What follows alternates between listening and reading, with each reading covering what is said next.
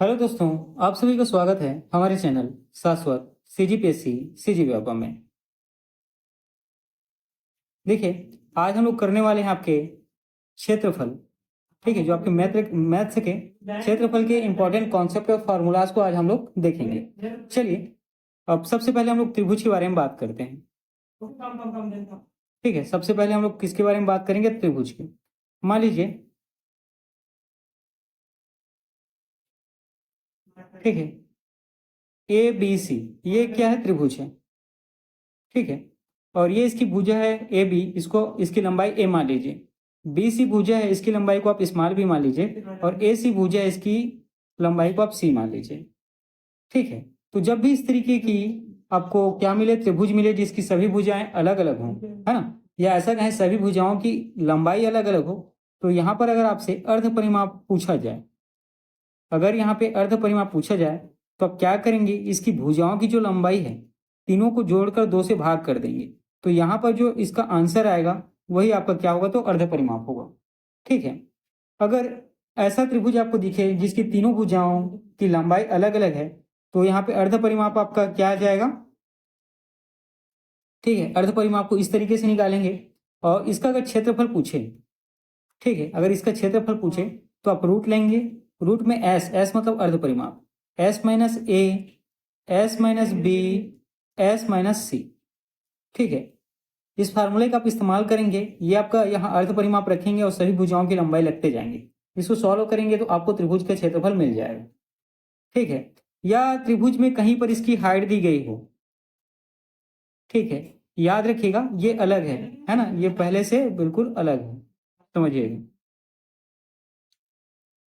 या त्रिभुज में कहीं पर उसकी हाइट दी गई हो, तो वहां पर त्रिभुज के क्षेत्रफल निकालने के लिए फार्मूला याद रखेगा, 1/2 गुणित कोई एक भुजा। ठीक है, 1/2 गुणित कोई एक भुजा गुणित उसकी ऊंचाई, या उसको कहते हैं हम लोग हाइट। ठीक है, इस फार्मूला में रख देंगे, आपको अर्ध परिमाप निकालने की जरूरत नहीं पड़ेगी। ठीक है, अर्ध परिमाप निकालने की जरूरत नहीं पड़ेगी, अगर हाइट दिया हो तो इस फार्मूले में रख देंगे, आपका आंसर आपको मिल जाएगा। ठीक है, चलिए यहां देखिए, अगर आप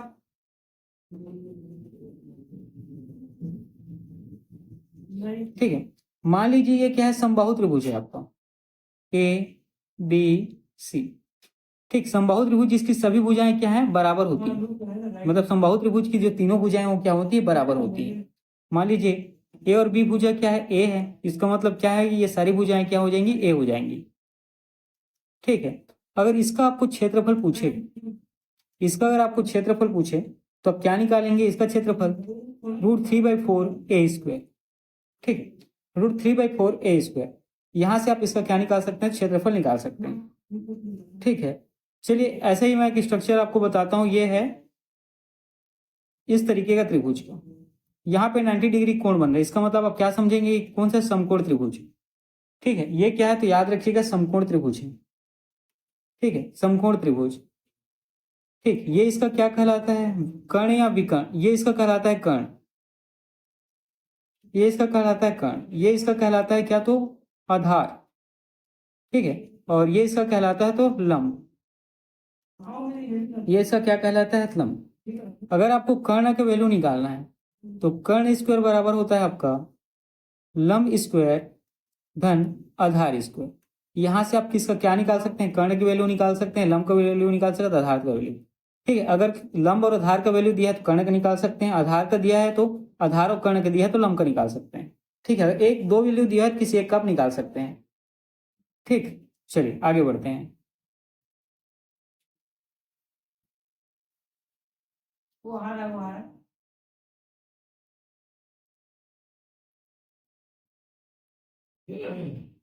समझिए,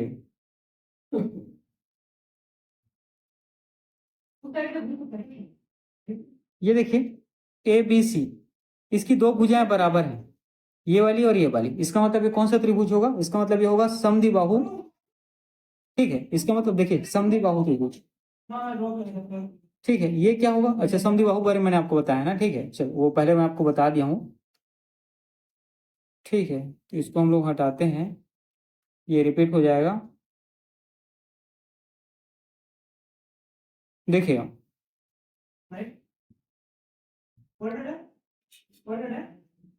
ये ए है, ये बी है, ये सी है। मान लीजिए इसकी ये वाली भुजा और ये वाली भुजा दोनों बराबर हैं, तो ये क्या है, और यहाँ पे 90 डिग्री के एंगल बने। तो याद रखिएगा इसको हम लोग कहते हैं समद्विबाहु समकोण त्रिभुज। ठीक है, ये क्या है, तो समद्विबाहु समकोण त्रिभुज। और जब भी इसका आपको क्षेत्रफल पूछे, याद रखिएगा इसमें क्या होता है, आधार और लंब दोनों बराबर होता है। समद्विबाहु त्रिभुज में, समद्विबाहु समकोण त्रिभुज में क्या होता है, आधार और लंब बराबर होता है। इसका जब आपको क्षेत्रफल निकालने के लिए पूछा जाए तो याद रखिएगा ये क्या होता है, कर्ण स्क्वायर भागित 2। ठीक है, या कर्ण का स्क्वायर करेंगे तो भागित 2 से यहाँ निकल जाएगा, या हो जाएगा आपका लंब का स्क्वायर भागित 2। ठीक है, या आप लंब का स्क्वायर में 2 का भाग करेंगे तो आपका इसका क्षेत्रफल निकल जाएगा, या यहाँ पे। ठीक है, और चूंकि लंब और आधार बराबर ही हैं, ठीक है, आधार का होल स्क्वायर करके इसमें आप 2 का भाग करेंगे तो आपको समद्विबाहु समकोण त्रिभुज का क्षेत्रफल मिल जाएगा। ठीक है, तो त्रिभुज के बारे में बस इतनी चीजें आपको याद रखनी है। चलिए आगे बढ़ते हैं। देखिएगा अगला हम लोग बात करने वाले हैं आयत के बारे में। ठीक है, अगला हम लोग किसके बारे में बात करने वाले हैं, तो आयत के बारे में।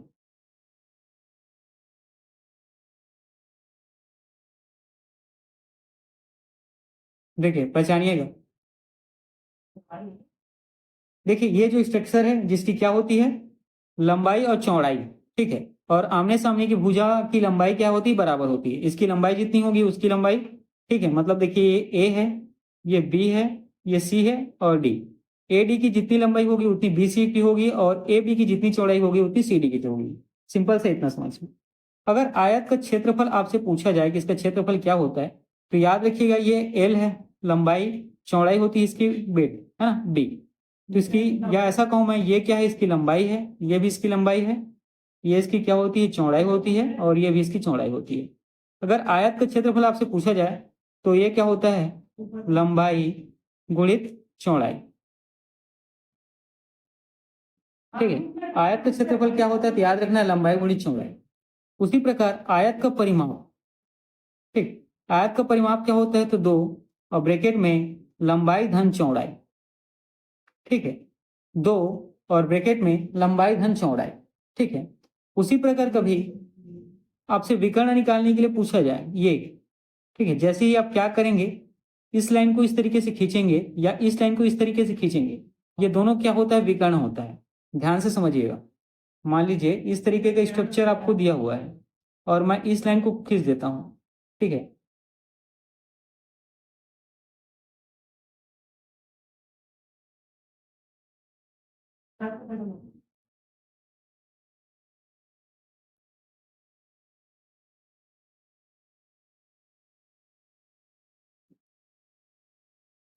ठीक है, तो ये क्या होगा, इसका विकर्ण हो जाएगा, है ना।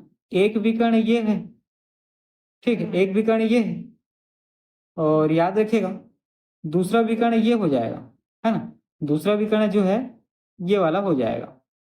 ठीक, तो देखिएगा जब भी आयत का विकर्ण आपको निकालना हो तो विकर्ण का स्क्वायर बराबर लंबाई का स्क्वायर धन चौड़ाई का स्क्वायर। यहां से आप क्या कर सकते हैं, विकर्ण निकाल सकते हैं। ठीक है, यहां आप क्या कर सकते हैं, देखिए अगर इसकी इन तीनों में मान लीजिए यहाँ पे ए है, ये बी है, सी है। ठीक है, या ए बी दिया हो या ए सी दिया हो, इसका वैल्यू आपको पास है तो आप इसकी वैल्यू निकाल सकते हैं विकर्ण का, लंब का और चौड़ाई का। ठीक है, या डायरेक्ट अगर विकर्ण आपको निकालना है आयत का तो क्या करेंगे, रूट लंबाई का स्क्वायर धन चौड़ाई का स्क्वायर। इसको एक स्टेप आगे आगे बढ़ाएंगे, यहां से अब वर्ग हटाएंगे तो ऐसा बन जाएगा।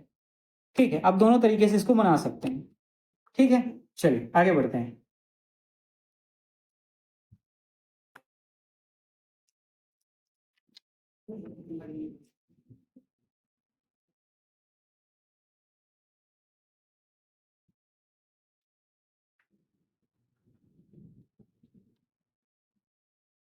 देखिए समझिए,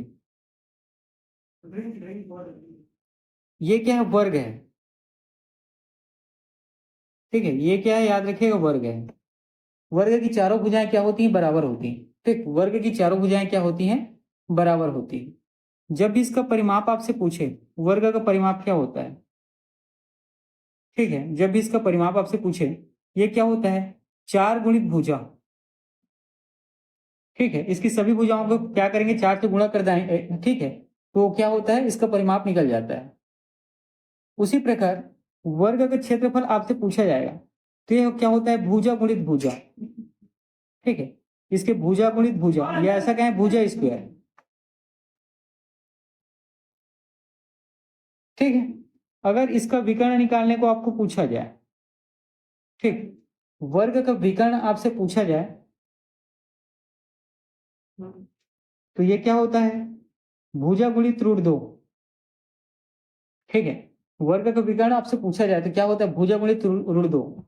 और वर्ग का क्षेत्रफल अगर आपसे पूछा जाए, ठीक है, वर्ग का क्षेत्रफल से पूछा जाए, अगर आपके पास भुजा का वैल्यू नहीं दिया है, तो क्या होता है, विकर्ण बटा 2। ठीक है, मान लीजिए इसके विकर्ण क्या है, 16 दिया है, तो आप 2 से भाग करेंगे तो इसका क्षेत्रफल वर्ग कितना आ जाएगा, 8। ठीक है, चलिए आगे बढ़ते हैं।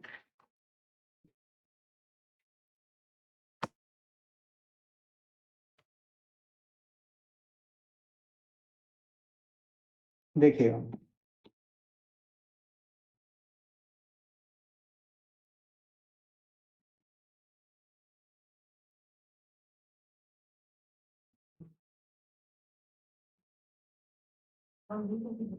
ठीक है, ये है ए, ये है बी, ये है सी और ये है डी।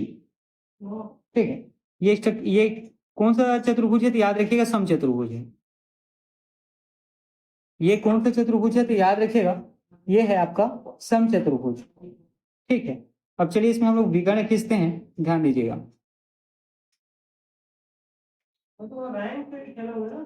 ये इसका एक विकर्ण है,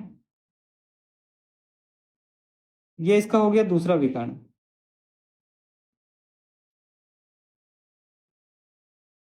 ठीक है, ये दोनों क्या है, विकर्ण है इसके।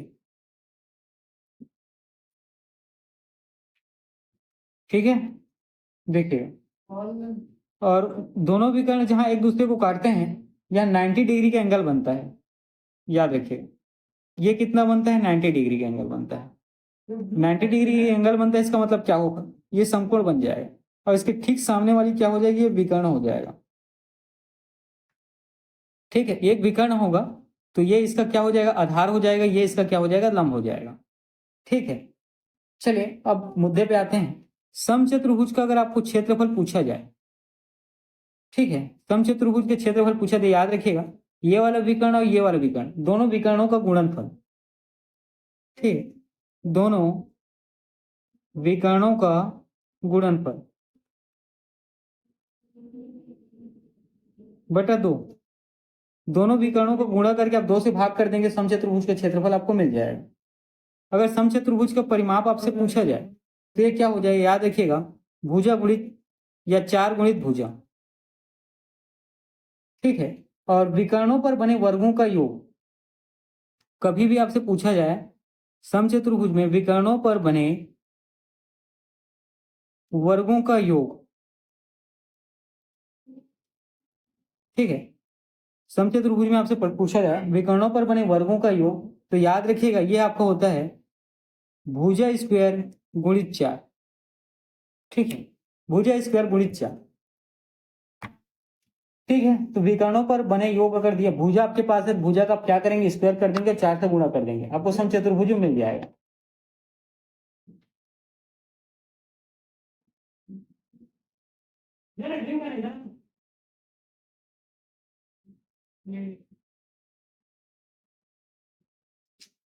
ठीक है, चलिए आगे बढ़ते हैं।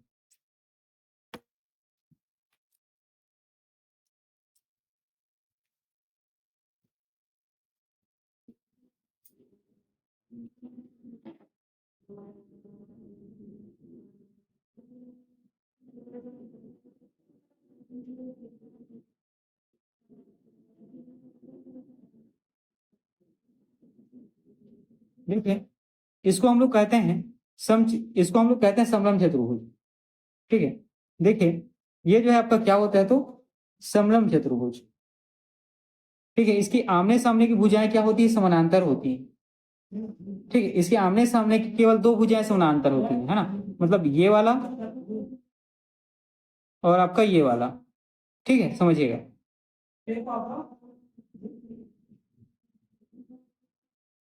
और ये इसकी क्या है, ऊंचाई, या इसको आप लोग क्या कर सकते हैं, हाइट कर सकते हैं। तो समलंब चतुर्भुज का अगर आपसे क्षेत्रफल पूछा जाए तो ये क्या होता है, 1/2।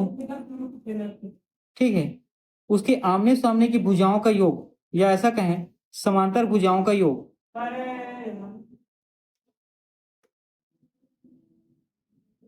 गुणित जो दिया गया ऊंचाई है वो। ठीक है, तो समलंब चतुर्भुज के जब भी आप क्या करेंगे, क्षेत्रफल निकालेंगे, तो यह क्या होता है, 1/2 गुणित समांतर चतुर्भुज, समांतर भुजाओं का योग गुणित ऊंचाई। ठीक है, या ऊंचाई को ही कभी कभी हम लोग क्या कहते हैं, डी कहते हैं ना, दूरी कह देते हैं।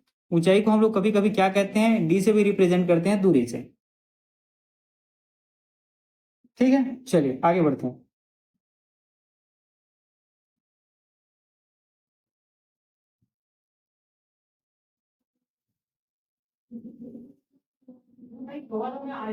देखिए ये है वृत्त।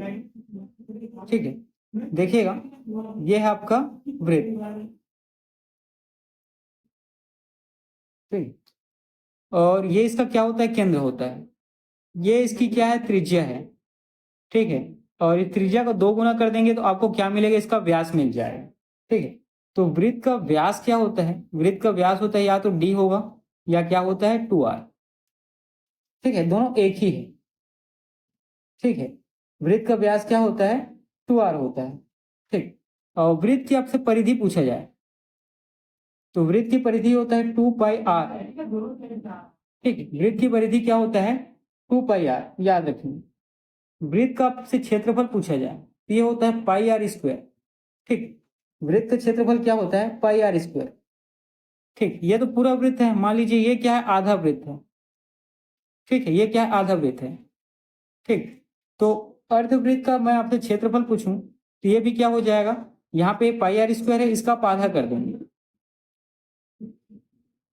ठीक है, अगर मैं अर्धवृत्त का परिमाप आपसे पूछूं, ठीक, याद रखिएगा अर्धवृत्त का परिमाप क्या होता है, 36r/7। याद रखना इंपॉर्टेंट है ना, इससे क्वेश्चन बनते हैं। तो अर्धवृत्त का परिमाप क्या होता है, तो याद रखना है 36r/7। ठीक है, चलिए।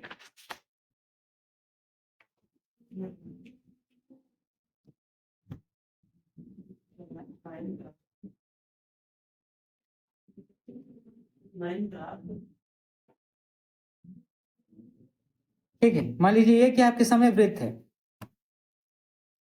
ठीक है, मान लीजिए ये क्या है आपके सामने, तो याद रखिएगा ये एक वृत्त है ना, और वृत्त का ये क्या है, केंद्र बिंदु है। अब समझिएगा,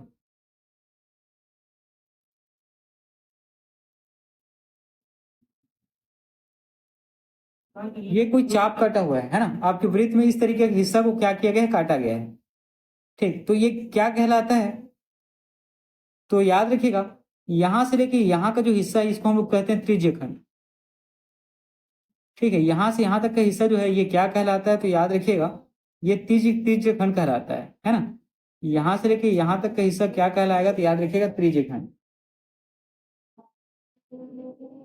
ठीक है, ये कहलाता है त्रिज्यखंड। ये इसका क्या है, तो त्रिज्या है, और ये इसकी त्रिज्या है, मतलब यहां से यहां और यहां से यहां क्या है, त्रिज्या है। और यहाँ पर कोई ना कोई एंगल बनता है। ठीक है, यहाँ पर थीटा बनता है, मान लीजिए थीटा एंगल है। ठीक है, तो यहाँ कोई ना कोई आपको एंगल देखने को मिलता है। तो जब भी याद रखिएगा,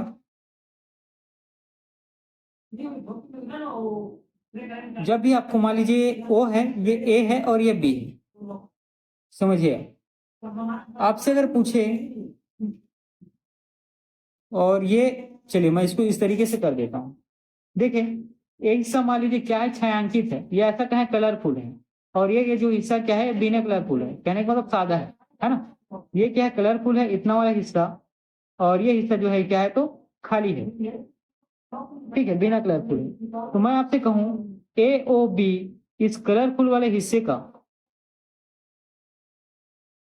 ठीक है, कलरफुल हिस्से की लंबाई क्या होगी, तो ए से बी मतलब ये क्या होगा, ए से लेके बी ये क्या होगी, तो ए बी, ठीक है। जब भी आपके पास वृत्त दिया हो इस तरीके से त्रिज्यखंड कटा हो और उसमें कलर लगा गया हो और कलर की लंबाई आपसे पूछे कि कितनी दूरी तक कलर लगी है, तो यहाँ पर आप क्या करेंगे, पाई आर थीटा बटा 180 डिग्री। जब भी आपको यहां से यहां की इसकी लंबाई निकालनी है तो क्या होता है, पाई आर थीटा बटा 180।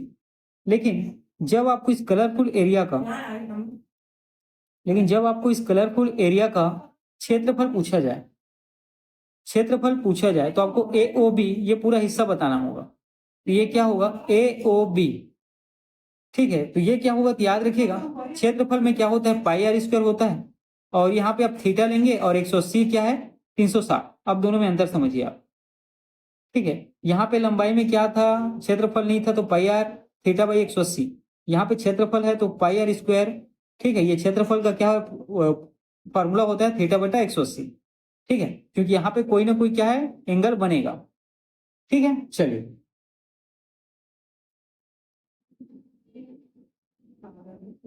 चलिए देखिए अब हम लोग आगे देखते हैं आपके अगले कॉन्सेप्ट के बारे में।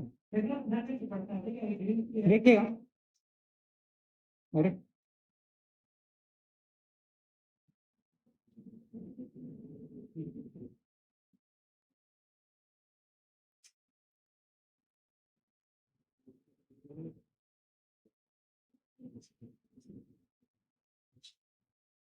देखिए यहाँ पर एक आयत दिया हुआ है आपका, ठीक है।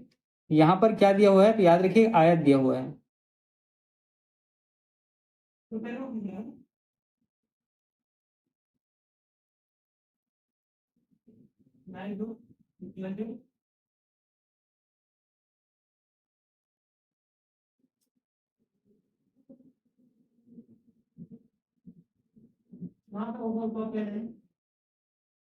ठीक है, ये एक आयत है और इसके बीच, ठीक है, इसके बीच में इस तरीके की स्ट्रक्चर आपको देखने को मिलेगा, ठीक है। या ऐसा कहें ये खेत है समझ लीजिए, ठीक है, जिसकी ये लंबाई है और ये चौड़ाई है और इसके बीच से एक रास्ता गया है, ठीक है। ये ए है, ये बी है, ये सी है, डी है, ये आयत है और इसके बीच से क्या है, इतना हिस्सा, बस इतना ही क्या गया है, रास्ता गया हुआ है। अगर आपसे इस स्ट्रक्चर में रास्ते का क्षेत्रफल पूछे, इसका क्षेत्रफल, ठीक है, रास्ते का अगर आपसे क्षेत्रफल पूछे, ठीक है, तो ये क्या होता है, तो याद रखिएगा लंबाई, इस आयत की लंबाई लेंगे और इस रास्ते की चौड़ाई लेंगे, ठीक, और इस रास्ते की इसकी जो चौड़ाई है उसको आप ले लेंगे। देखिए ये क्या है, लंबाई के समानांतर है, आपको याद रखना ये लंबाई है ना, और उसी के समानांतर इसकी चौड़ाई है, ठीक है। इसमें बस इतना ही ध्यान रखना है, ये लंबाई है और लंबाई के समानांतर इसकी चौड़ाई है। इसमें रास्ते की अगर चौड़ाई क्षेत्रफल निकालना है तो आपको इस आयत का लंबाई और रास्ते की चौड़ाई का गुणा कर देना है, ठीक है। चलिए इसी में अगला देखिएगा,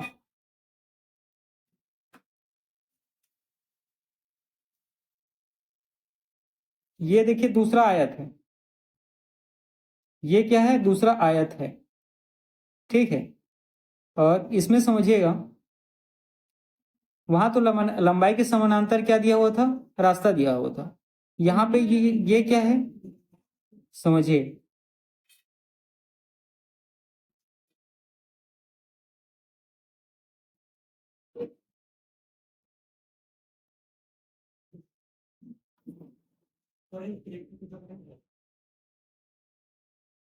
ठीक है। ये क्या है, रास्ता है। यहाँ ये लंबाई था, इस लंबाई के समानांतर क्या था, रास्ता था। यहाँ इस चौड़ाई के समानांतर क्या है, तो ये बीच में रास्ता बना हुआ है, ठीक। यहाँ इस चौड़ाई के समान क्या है, तो बीच में रास्ता बना हुआ है। अगर यहाँ पे चौड़ाई के समानांतर रास्ते का क्षेत्रफल पूछा जाए, यहाँ अगर आप रास्ते का क्षेत्रफल निकालेंगे, ठीक, यहाँ अगर आप रास्ते का क्षेत्रफल निकालेंगे तो यहाँ कैसे निकलेगा, सबसे पहले देखिए ये लंबाई के समानांतर था तो यहाँ लंबाई लिए थे, ये चौड़ाई के समानांतर है तो यहाँ क्या लेंगे, चौड़ाई लेंगे, ठीक। यहाँ क्या लेंगे, चौड़ाई लेंगे, और उसके बाद हम लोगों ने किसका चौड़ाई लिया था, रास्ते का चौड़ाई, रास्ते का ये वाला हिस्सा लेना है, ये वाली चौड़ाई, ठीक, और ये रास्ते की चौड़ाई, ठीक है। तभी आपको रास्ते की चौड़ाई निकलेगी। चलिए आगे बढ़ते हैं।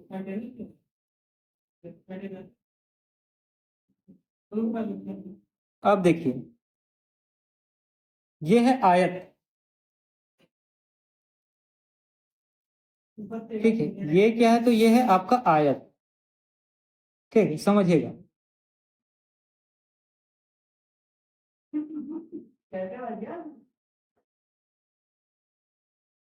ये इसके क्या है, लंबाई के समानांतर भी यहाँ पे क्या बनी है, रास्ता बना हुआ है, और इसके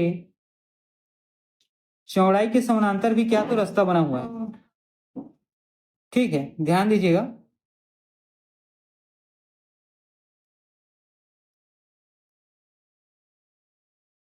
इसके लंबाई के समानांतर क्या है, तो रास्ता बना हुआ है, और ये इसके क्या है, तो चौड़ाई के समान भी रास्ता बना हुआ है यहाँ पे।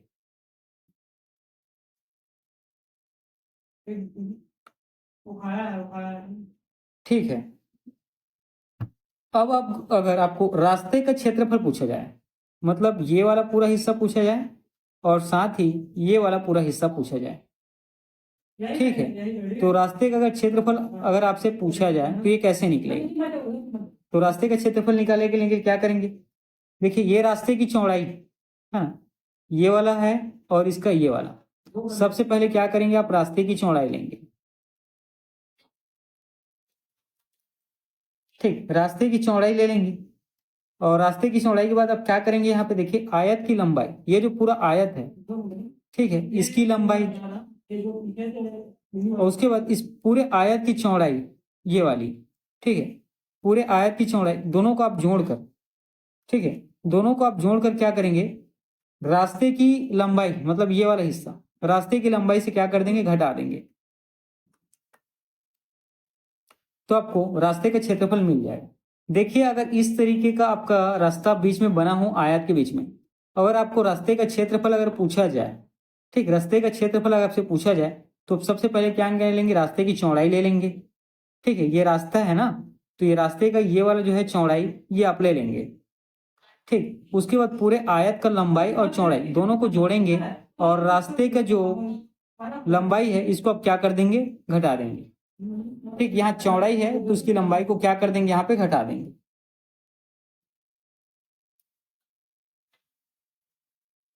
ठीक है। चलिए अगला देखते हैं।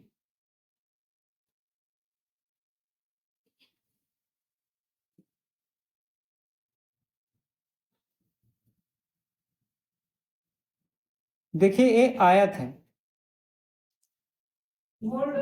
ठीक है, ये क्या है, ध्यान रखिएगा, ये एक आयत है,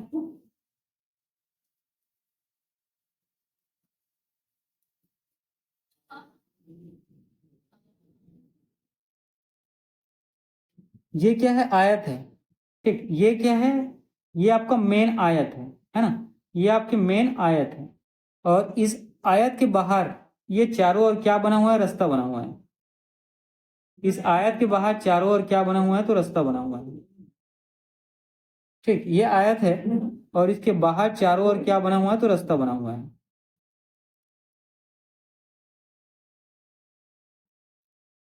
ठीक है। अगर इस प्रश्न में आपसे बाहर के रास्ते का क्षेत्रफल पूछे, मतलब इतना वाला है ना, यहां से ये, यहां से ये, और इसका क्या वह है, क्षेत्रफल पूछे, ठीक, कहने का मतलब क्या है, बाहर है ना, बाहर का आपको इसके रास्ते का क्षेत्रफल पूछे तो ये कैसे निकलेगा, देखिए सबसे पहले देखिए ये आयत है और ये क्या, उसको चारों तरफ से घेरा है, मतलब उसके बाहर का क्या है, क्षेत्रफल है, ठीक, तो सबसे पहले 2 लेंगे, इसमें इस रास्ते की चौड़ाई, ठीक है, रास्ते की चौड़ाई का गुणा कर देंगे, ठीक, आयत का नहीं, रास्ते की चौड़ाई का गुणा कर देंगे, उसके बाद आयत की लंबाई लेंगे, ठीक है, आयत की लंबाई और चौड़ाई को क्या करेंगे, आप जोड़ देंगे, ठीक है, और 2 गुणित चौड़ाई जो इसका लिए हैं आप, उसी के इसमें क्या करेंगे, ठीक, उसको भी जोड़ देंगे, 2 गुणित रास्ते की चौड़ाई को, ठीक, तो देखिए बाहर का रास्ते का अगर क्षेत्रफल निकालना है तो सब क्या करेंगे, देखिए 2 गुणित चौड़ाई, ये 2 गुणित चौड़ाई किसका है, तो रास्ते का है, ठीक है, ये वाला हिस्सा इसका, ठीक है, 2 गुणी चौड़ाई किसका है, तो इसके रास्ते का है। उसके आयत की लंबाई और चौड़ाई और इसके 2 गुणी जो चौड़ाई है रास्ते का, उसको आप जोड़ देंगे, ठीक है, तो ये क्या निकल जाए आपका, बाहर के रास्ते का क्षेत्रफल निकल जाएगा। ठीक है, चलिए अब आगे देखिए।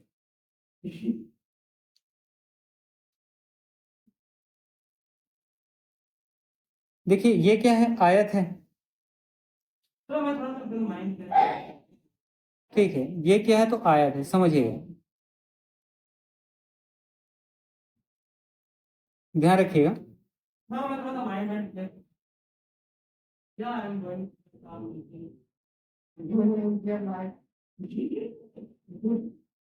देखिए ये इसका क्या है, तो मेन आयत है, याद रखिएगा, ये इसका मेन आयत है और इसी आयत के अंदर ये रास्ता बना हुआ है, ठीक, इसी आयत के अंदर ये क्या है, रास्ता बना हुआ है, ठीक है, इसी आयत के अंदर क्या है, तो रास्ता आपका बना हुआ है और हमें, ठीक है, अंदर के रास्ते का क्षेत्रफल पूछिए, और हमें अंदर के रास्ते का क्षेत्रफल पूछे, ठीक है, तो ये क्या होता है, तो याद रखिएगा, 2 गुणित रास्ते की चौड़ाई, 2 गुणित रास्ते की चौड़ाई, फिर पूरे आयत की आप लंबाई लेंगे, पूरे आयत की आप चौड़ाई लेंगे, और चूंकि देखिएगा वो बाहर बना था तो वहां +2 लिए थे, ये अंदर की ओर बना हुआ है तो अंदर के लिए 2 गुणित रास्ते की चौड़ाई, अंदर की ओर आप माइनस ले लेंगे, ठीक है, और यहां से सॉल्व करेंगे तो आपको अंदर की ओर का रास्ते का क्षेत्रफल मिल जाएगा।